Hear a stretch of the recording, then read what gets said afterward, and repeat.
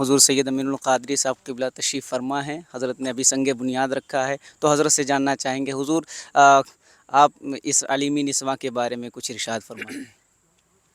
بسم اللہ الرحمن الرحیم، الصلاۃ والسلام علیک یا سیدی یا رسول اللہ صلی اللہ تعالی علیہ وسلم۔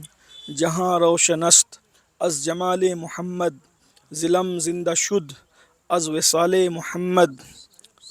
خوشا مسجد و مدرسہ خانقاہ کہ دروے بود قیل و قال محمد۔ بصدق و صفا گشت بیچارہ جامی، غلام غلامان آل محمد۔ آج 16 مئی 2026 کو الحمدللہ عصر کی نماز کے بعد اس مبارک وقت میں ہم سب یہاں پر موجود ہیں اور مدرسہ علیمی نسواں یعنی نسواں کالج بچیوں کے لیے ایک ادارے کی سنگ بنیاد یہاں رکھی گئی ہے۔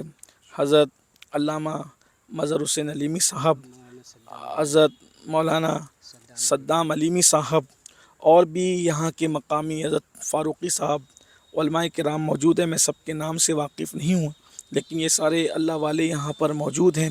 ان سب کی موجودگی میں ان کے ہاتھوں سے آج مدرسہ علیمی نسواں کالج کی بنیاد رکھی گئی، اور اللہ تعالیٰ کی بارگاہ میں دعا کی جاتی ہے کہ اللہ تبارک و تعالیٰ اس ادارے کو جلد سے جلد تکمیل کو پہنچائے، کام مکمل ہو۔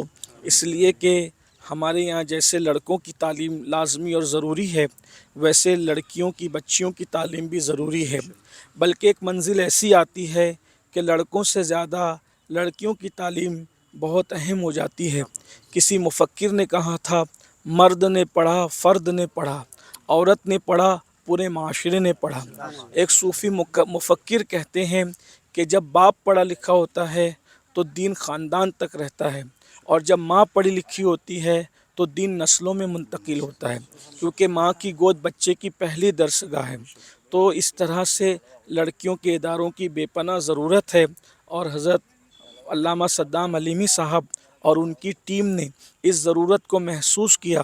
وہ ابھی کرائے پر ادارہ چلا رہے ہیں، اور اب انہوں نے ماشاءاللہ اپنی آبائی زمین کو انہوں نے وقف کیا ہے۔ یہ بڑی بات ہے۔ لوگ طعنہ دیتے ہیں کہ مولوی چندہ کرتا ہے لیکن چندہ دیتا نہیں ہے، یہ جھوٹ ہے۔